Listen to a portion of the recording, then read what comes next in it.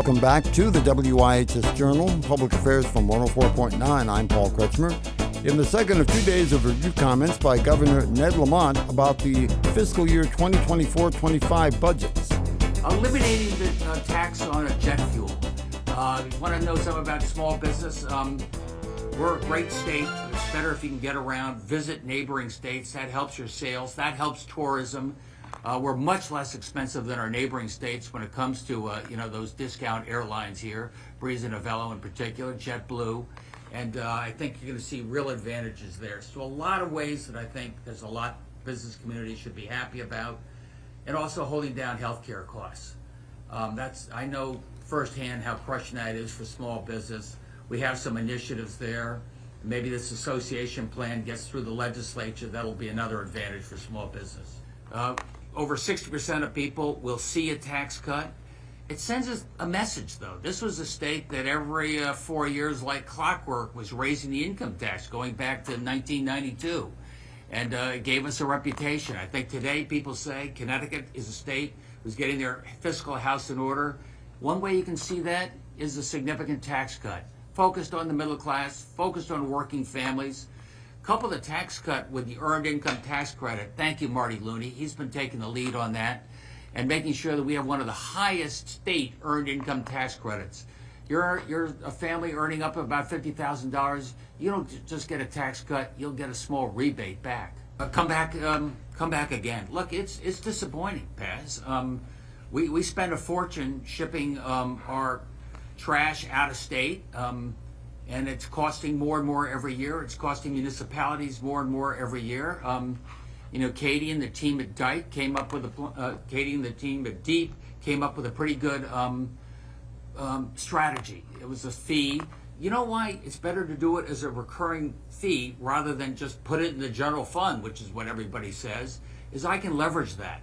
I can say I could turn maybe $100,000 in fees that would maybe have cost New Haven, and I can turn that into $700,000, lets them get half of the trash out of the waste stream, recycled, saving them a fortune years to come.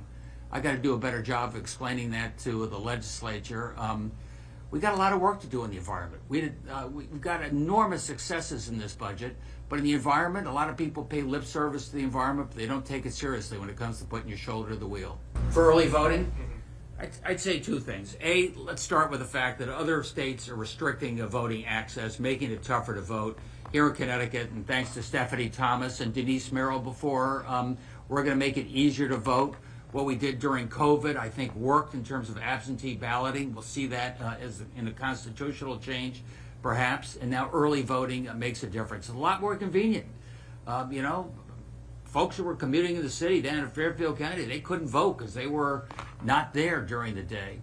Look, in terms of money, we've got, I think, 1.8 and $2 million. The municipalities are saying we need more to do that. I'd say two things. You have hundreds of millions more in municipal aid. Maybe you could step up and do a little bit of it yourself. And secondly, we'll revisit that when the next election comes up in the next cycle. So if we need to do more, we will do more alongside our municipalities. Which is another way of saying, I think Marissa has been incredibly smart as she analyzes where we are on our rate making. She's the best person, I think, to take the lead in terms of performance-based regulation. I like her other two compatriots there on the PURA board. I don't know what their appetite is to continue, and I will certainly ask them. And finally, as you point out, Paz, there are two other seats on there, and I may take a good hard look at maybe expanding that board. We already have the authorization for the legislature to do it. Find some other skill sets you maybe need to fill in the blanks and make sure I have a board that really work together collaboratively and by majority. I want to make sure nobody is disenfranchised for reasons they can't get to the voting place, that they can't understand the language. I think it's very important. I want everybody to have a stake in the election. I don't want everybody just sitting on the sidelines complaining. Get up there, pay attention to the races, go up there and vote, and then we come together again as a state or as a nation after the election. And the more people that vote, the better it is. And I want to make sure that those people who think their vote doesn't matter, those people who feel disenfranchised, not part of the system, give them a reason to vote, make it easier for them to vote with integrity. Look, I think the State House Republican and Democrat got together. They put in place some of the rules of the road they want in terms of commutations. I think a lot of people said, I don't want just the chairman making these decisions. I think it's good that the legislature weigh in. The legislature weighed in. I do have a new chairperson there as well. I'd like to think that the Senate will, follow the lead of the House. Time will tell. If they don't, then there'll be more discretion of the chairperson for the year term. So are you saying that in the fact if the Senate doesn't take it up, it doesn't pass, you're open to resuming commutations after the session ends? I think so. We also got this task force. We got all the key stakeholders there. They've met once. They exchanged papers a lot. They're discussing it. I want to be sure that people understand what the commutation process is, why it works, and why it makes a difference in a state that has one of the lowest crime rates in the country. So I did do a pause because there have been an awful lot of commutations, often catching up from what happened during COVID. And I want to make people have confidence in the process going forward. Going back to Dan Malloy and beyond, I love the fact that we have fewer people in prison, less recidivism, more people getting skills. I think that's what it means. Look, I supported the pause. We went from 7 commutations to 70 commutations, words to that effect. And I can see why people said, whoa, let's slow down and make sure we know what we're doing. I figured, look, after a period of time, it's not bad having a new chairperson there and a new group that takes the lead. I want the legislature to weigh in. They have weighed in the task force. They weighed in the House. And I think we're on a good process right now.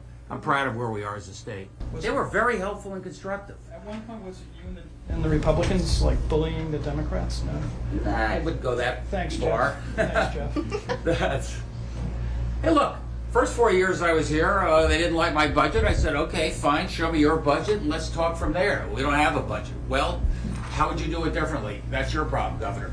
Very different with the Republican leadership this cycle. They came out early with a budget. It was a credible budget. Ironically, the House had more spending than mine did in the House Republican budget. More importantly, they were very strong in the tax cut. They were very strong in honoring the fiscal guardrails, and I work with them closely. It's nice when I say my door is open, somebody wants to walk through it. They walk through it. Special thanks to State House of Representatives, which on a strongly bipartisan basis passed the budget. I think it was strongly bipartisan because they think it's a good budget. They got it done on time. It's an honestly balanced budget, no gimmicks. Honors the fiscal guardrails established by legislature.